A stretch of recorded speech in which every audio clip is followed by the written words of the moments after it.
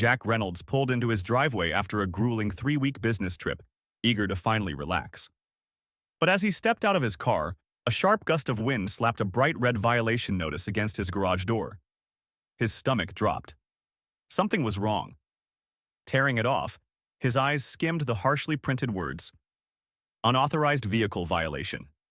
Immediate removal. Enforced. Jack's heart pounded as he scanned his driveway. His Ducati Panigale V4 was gone. That bike wasn't just a machine. It was a piece of him, a symbol of his hard work, his passion. Now, it had vanished. His phone buzzed, a message from Blake's Recovery Towing. Your vehicle has been impounded per HOA regulations. Retrieval fee, $3,500. Cash only. Increases by $500 per day. Jack clenched his jaw. HOA? What the hell? He had parked his bike in his own driveway, a spotless, high-end home in one of the most exclusive neighborhoods in Hawthorne Estates. There was no rule against motorcycles.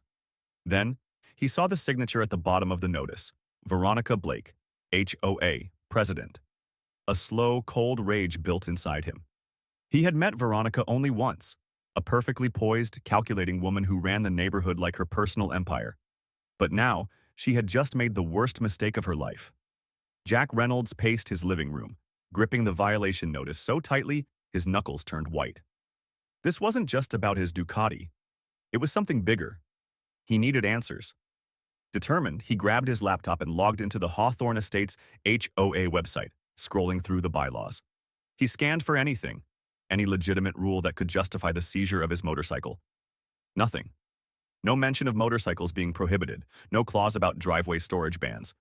Then, a knock at the door. It was Ethan Carter, his next-door neighbor, mid-40s, a former military mechanic, and the kind of guy who didn't miss much. Jack barely had time to ask before Ethan nodded toward the notice in his hand.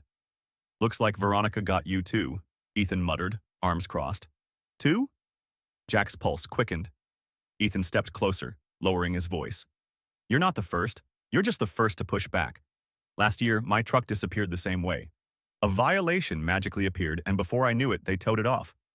Cost me $2,000 to get it back. Jack's mind raced. This wasn't an isolated incident. Ethan sighed, leaning against the doorframe. Blake's Recovery, right? Let me guess. Cash only? Jack nodded. Ethan smirked bitterly.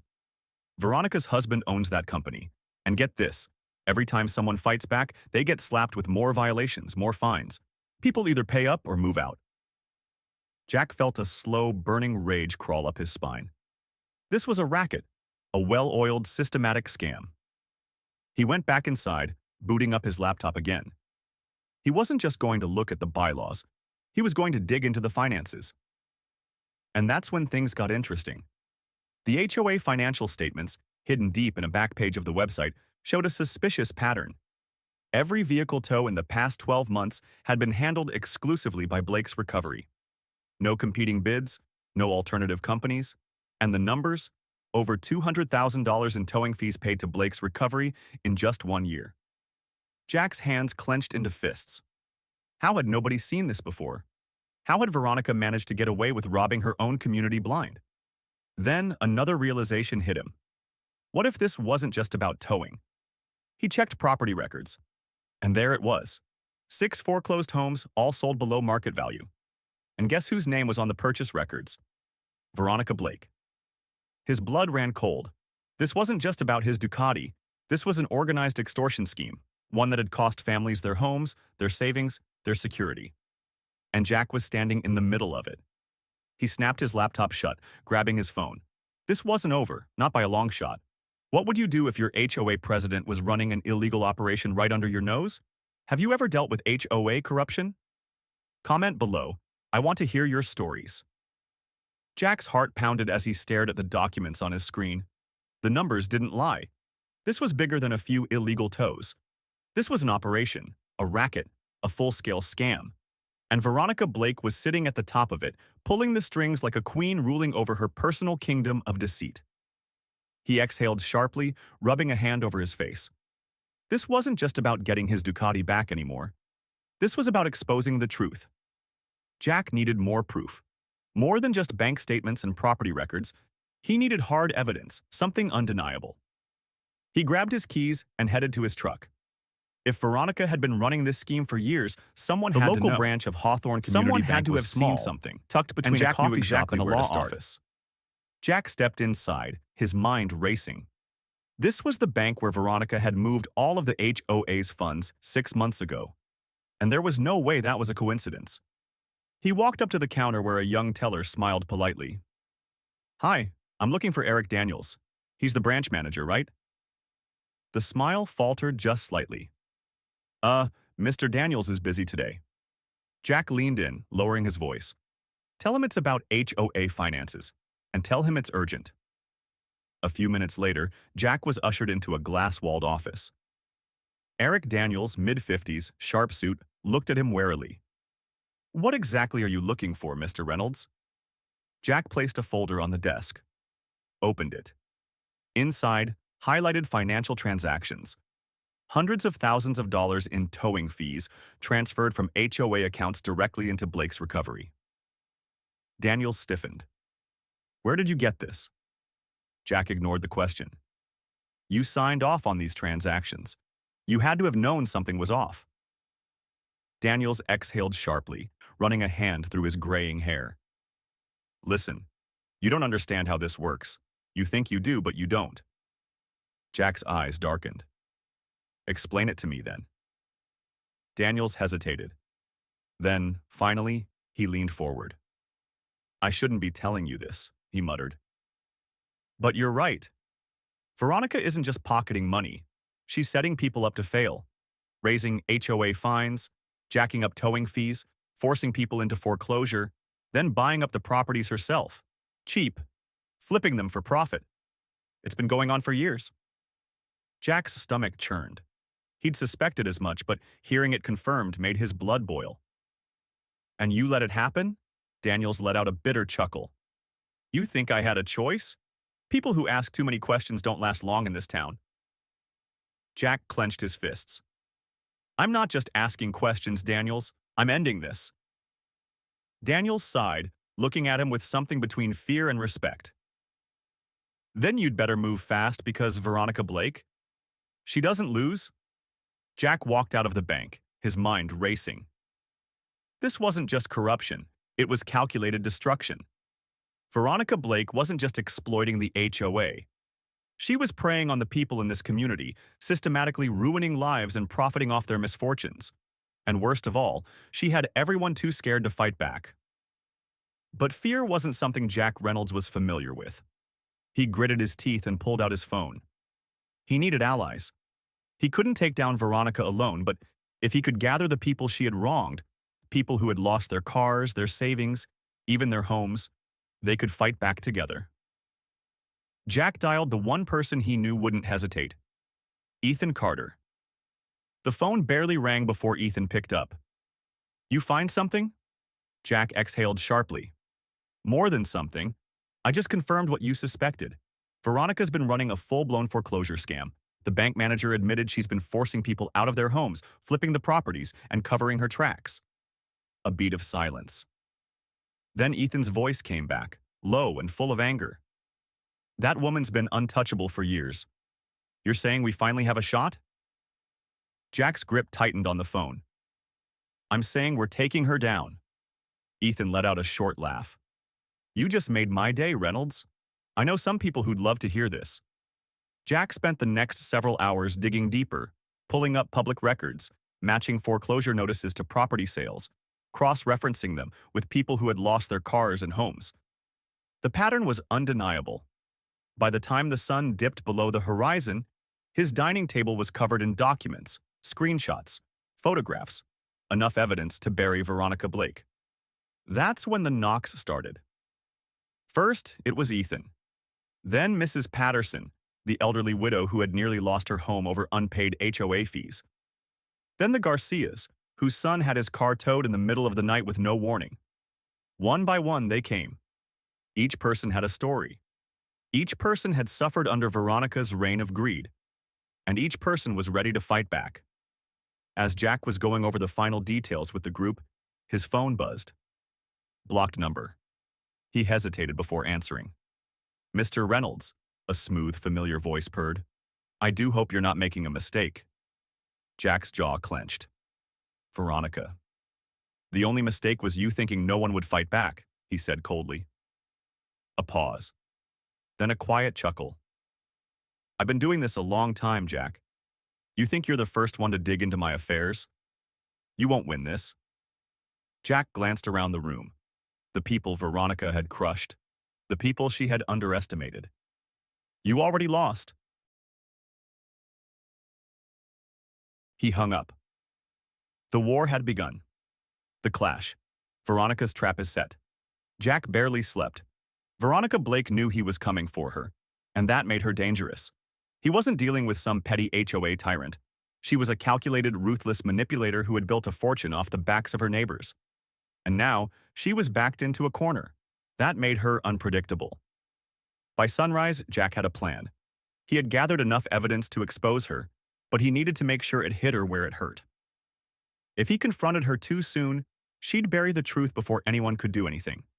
If he waited too long, she'd tighten her grip, make people disappear, maybe even make him disappear. He wasn't giving her that chance. Jack pulled up to the HOA office at exactly 9 a.m. He had expected a cold reception, but the moment he stepped inside, he knew something was wrong. Veronica sat behind her mahogany desk, her signature pearl necklace resting just above the collar of her pristine white blazer. Her nails, painted the same deep red as the violation notices she loved to hand out, tapped rhythmically against the desk. But it wasn't her that sent a chill down Jack's spine. It was the two men flanking her. One was Tom Lancaster, the HOA's so-called community standards enforcer. In reality, he was nothing more than Veronica's personal muscle, a former security contractor with a reputation for making problems go away. The other? A uniformed officer. Jack's jaw tightened. Veronica had called in the cops. Mr. Reynolds, Veronica greeted, her voice smooth as silk. I was wondering when you'd come to your senses. Jack didn't flinch. Cut the theatrics, Veronica. Where's my bike? Veronica sighed, almost bored. I'm afraid that ship has sailed. Per HOA regulations, your motorcycle was deemed abandoned and has been slated for auction. Jack didn't blink. That's funny, because I have documentation proving that my bike was towed before the violation notice even expired, and I have video footage of your guy taking it. Veronica's smile didn't waver, but something flickered in her eyes. That's a serious accusation, she said, nodding toward the officer. And spreading false claims against the HOA? That's a violation of our community guidelines. Jack almost laughed. She was actually trying to play the rulebook against him. Oh, you want to talk about violations? Jack pulled out a folder and tossed it onto her desk. Because I have enough to shut you down. The officer picked up the folder, flipping through it. Bank records, property transfers, HOA payments directly linked to Veronica's shell companies. Veronica stayed perfectly still, but Jack saw her hands clench just slightly. She hadn't expected him to have this much. Finally, Veronica exhaled, a slow, practiced motion. She leaned forward. You think you're so clever, don't you, Jack? Jack didn't answer. He didn't have to. Veronica tilted her head. You have no idea what you are up against. Walk away now, and I'll forget this little stunt ever happened. Keep pushing, and...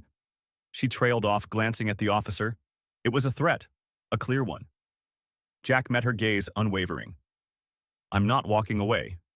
Veronica smiled, but this time it didn't reach her eyes. Then you'd better be ready for what comes next. The counterattack. The rally that shook Hawthorne Estates. Jack walked out of the HOA office, his pulse hammering in his ears. Veronica had just declared war, and if she thought he was going to back down, she had no idea who she was dealing with. By the time he got to his truck, his phone was already buzzing. Ethan Carter. Well? Ethan asked, not even waiting for a hello. Jack exhaled sharply. She's doubling down. She's already moved my bike into the auction list. Ethan cursed under his breath. That's what she does, man. When she knows she's losing, she speeds everything up. She'll try to bury you before you can make a move. Jack clenched his jaw. Then we don't give her time to... He pulled open his contacts, scrolling past business partners, lawyers, and corporate execs. This wasn't a boardroom battle. This was a street fight, and Jack knew exactly who to call. Within an hour, Jack had sent out dozens of calls and messages to people who cared about more than just their own driveways. People who had been wronged, people who were ready to fight. The response was immediate. By nightfall, his driveway was full.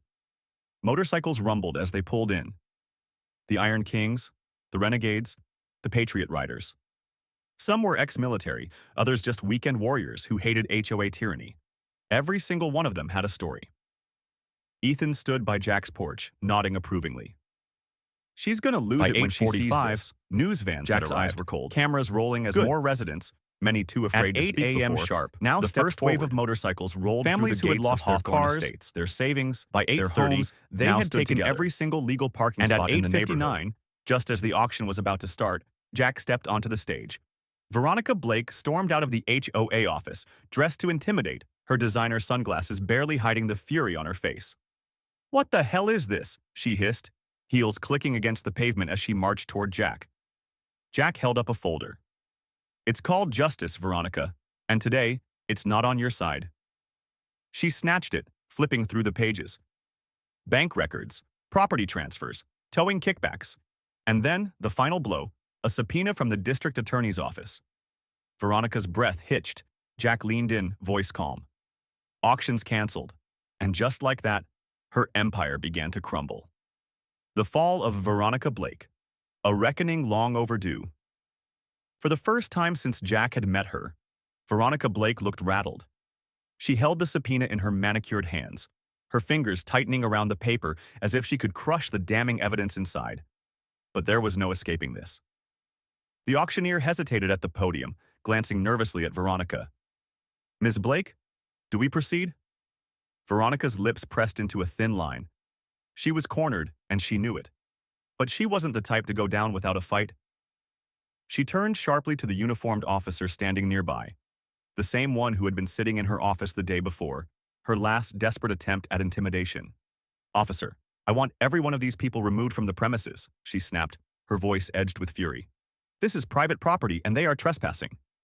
Jack stepped forward, his stance solid as a rock. "Actually, Veronica, that's not true." He turned toward the growing crowd, voice loud enough for everyone to hear. "This is a community space. These people, they live here. They pay dues. They have a right to be here." A murmur of agreement rippled through the residents, many of whom had spent years living in fear of Veronica's iron grip on the HOA. Now, as they stood shoulder to shoulder with Jack and the motorcycle riders, that fear was beginning to crack. The police officer adjusted his belt, flipping open the subpoena. His expression darkened. "Ms. Blake," he said, his voice measured, "I think we need to have a conversation. Down at the station." Veronica's face turned ghostly white. "You can't be serious," she scoffed. "This is ridiculous. I've done nothing wrong." Jack let out a low, humorless chuckle. "You sure about that?" He reached into his jacket and pulled out a USB drive. "Because this has security footage of you directing the illegal towing of vehicles, before warning notices were even posted." The officer's eyes narrowed. "That true, Ms. Blake?" For a fleeting moment, Jack saw something flicker in her gaze, desperation. She glanced around, as if looking for a way out, some loophole, some last-second save. Then, like the predator she was, she bared her teeth in a cold smile. "This isn't over." Jack tilted his head. "It is for you." Behind them, the news vans zoomed in on every word, every reaction. The footage would be all over the evening news. The HOA's reign of terror was ending, and everyone in the community would finally see it happen in real time. Then, with a click of handcuffs, Veronica Blake's empire officially collapsed. Justice served. A new beginning for Hawthorne Estates. The sound of handcuffs clicking shut was the sweetest thing Jack had ever heard. Veronica Blake, the self-proclaimed queen of Hawthorne Estates, was no longer untouchable. The crowd erupted, not just in cheers but in a collective sigh of relief. Years of fear, intimidation, and corruption had ended in a single, decisive moment. Residents who had once been too scared to speak now stood taller, their voices no longer silenced by Veronica's iron-fisted rule. Jack took a deep breath, watching as the police led Veronica toward the waiting squad car. Her once perfect composure was gone, replaced by a mask of sheer panic. She was done. But Jack wasn't. With Veronica gone, there was still work to do. Her arrest didn't automatically erase the damage she had caused. The stolen money, the illegal fines, the families forced from their homes. That's why Jack had one more move to make. He stepped up onto the auctioneer's stage, where just moments ago, Veronica had planned to sell off the belongings of the very people she had swindled. He looked over the crowd, his neighbors, his friends. They deserved better. The auction is officially canceled, Jack announced, his voice firm. Every single vehicle taken under Veronica's scam will be returned to its rightful owner. A massive wave of applause shook the streets. Families hugged, friends clapped each other on the back. Even the bikers who had rolled in to support Jack nodded in satisfaction. In the following weeks, the entire HOA board was dismantled. The remaining members, either complicit in Veronica's schemes or too cowardly to stop her, resigned under public pressure. Jack, along with a team of trusted residents, worked with lawyers, financial investigators, and local officials to track down the money Veronica had stolen. And when they did, every cent went back into the community. Families who had been wrongfully fined got full refunds. Properties sold under fraudulent foreclosures were returned. A new rule was implemented. No HOA leader would ever have unchecked power again. But Jack wasn't done yet. What had started as one man fighting for his motorcycle had turned into something bigger, a national movement against corrupt HOAs. Jack worked with local lawmakers to push for stricter regulations on homeowner associations, ensuring that what happened in Hawthorne Estates would never happen again. His story went viral. News stations across the country picked it up. People from different states reached out, sharing their own horror stories about HOAs gone rogue. And Jack? He made sure their voices were heard. Months later, as Jack sat on his perfectly legal Ducati Panigale V4, parked in his driveway, exactly where it belonged, he reflected on everything that had happened. Veronica was gone. The community was stronger. And the HOA? It was finally serving the people, not ruling over them. He pulled out his phone and started recording. If you're watching this, chances are you've dealt with HOA corruption in some form. Maybe you've been fined unfairly. Maybe you've lost property. Or maybe, like me, you've had to fight back against people who think power makes them untouchable. Well, I'm here to tell you, they're not. They never were. Jack smirked, revving the Ducati's engine. If you like this story, comment 1 and hit that subscribe button. If you don't, just hit like. I know Veronica's watching from prison, and that'll really piss her off. With that, he shut off the camera. Justice had been served. And it had never sounded better.